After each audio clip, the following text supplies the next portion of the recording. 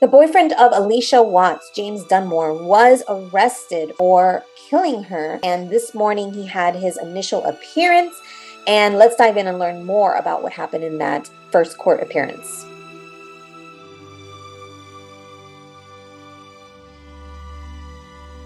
Hi everyone, Alex with Empowering Survivors here, and I'm so happy to see you. Happy Monday.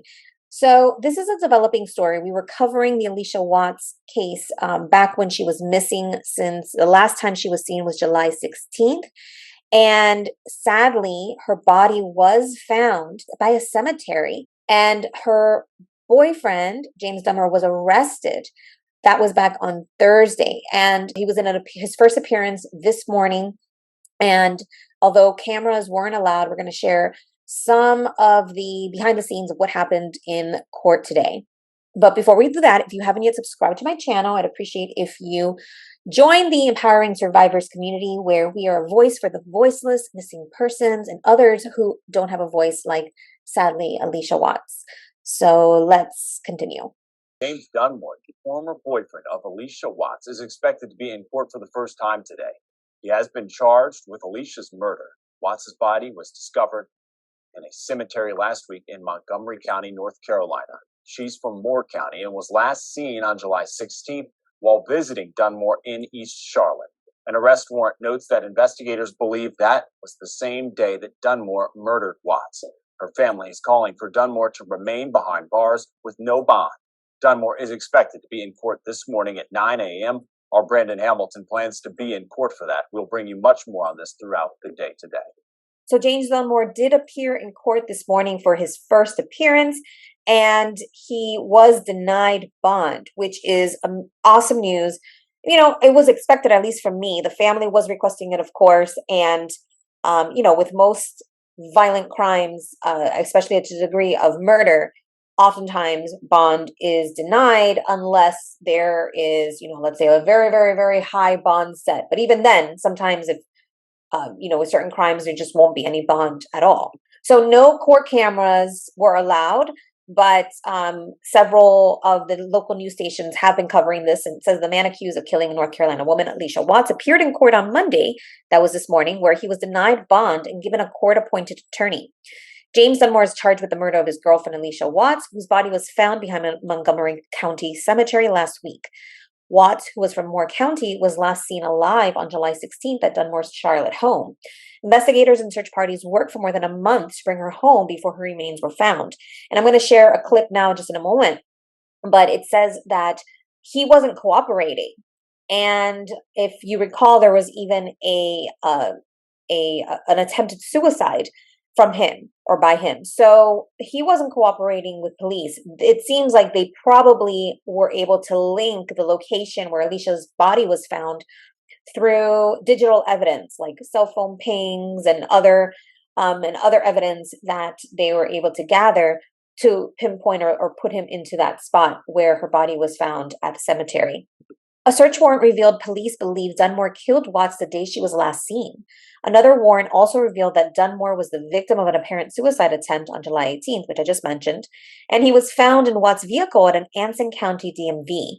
This is not the outcome that we had been hoping for, but by finding Allisha, it can bring some closure. I hope and pray it will bring some closure to family and friends moving forward. And if you haven't watched the clip of the press conference by the Montgomery Sheriff, Pete Herron, I'll put a link up here for you to check that out. On Sunday, family and friends of Watts held a rally outside the Montgomery County Jail in hopes of keeping Dunmore locked up without bond. Well, they got their wish. There should not be a bond issued. That gentleman should remain locked up so he doesn't endanger anyone else's lives or cause any more harm to any one of the families or friends of Allisha. And as you'll see in the clip that I'm about to share, he has a long past, a long history of violent crimes. Stalking and attempted kidnapping. He had some violence against his ex-wife, restraining orders, and all sorts of things. So this is very sad. And I did post another video yesterday with some tips for dating and how to be safe when you're dating, because it appears that domestic violence homicides are actually on the rise this year, at least according to the source in the video and the article that I had shared.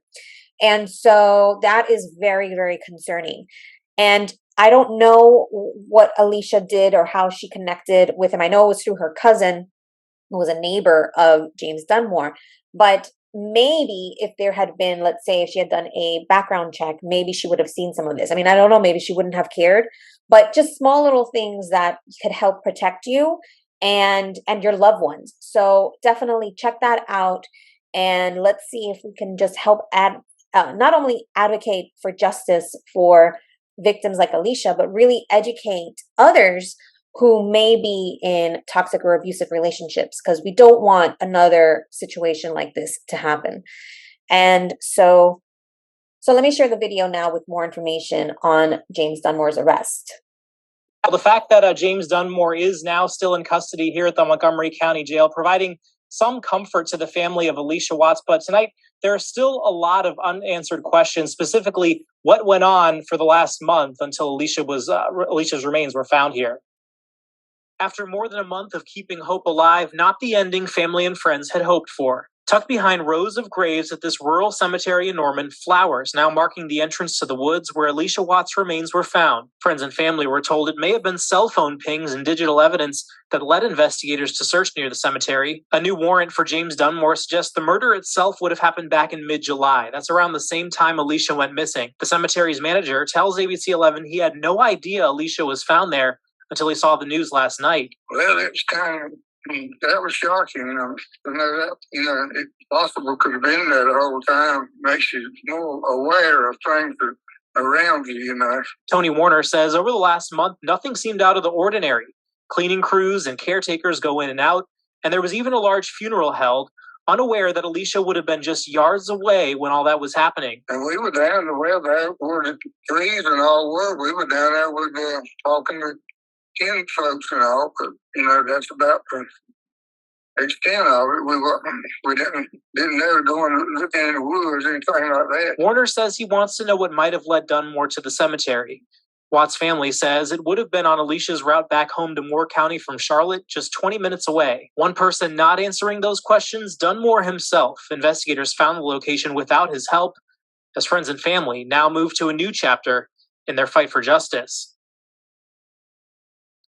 And we know from looking through records that Dunmore has a pretty lengthy a criminal history with convictions over the years for things like assault and battery, kidnapping, and stalking. Now, of course, facing those murder charges again, still in custody here at the Montgomery County Jail. We know that he's going to have his first appearance in front of a judge. That's going to be Monday morning at 9:30 at the courthouse in Troy. We have been told that our cameras will not be allowed inside for that hearing, but of course, we're going to be covering that hearing, that first appearance on Monday, and of course, provide you any updates as soon as we get them. Reporting live, Tom George, ABC 11 Eyewitness News.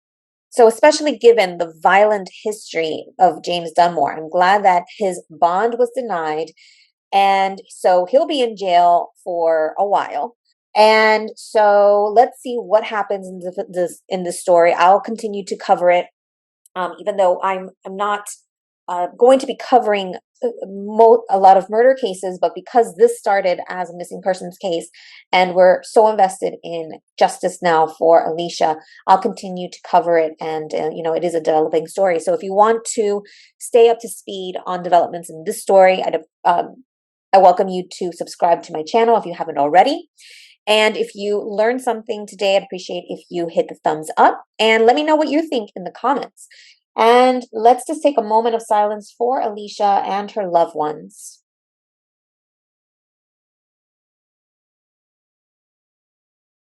And with that, stay safe, stay thriving. Always trust your intuition, trust your gut, and make sure to keep it empowering. Bye for now. Don't forget to like, subscribe, and hit the bell button for notifications. Thank you.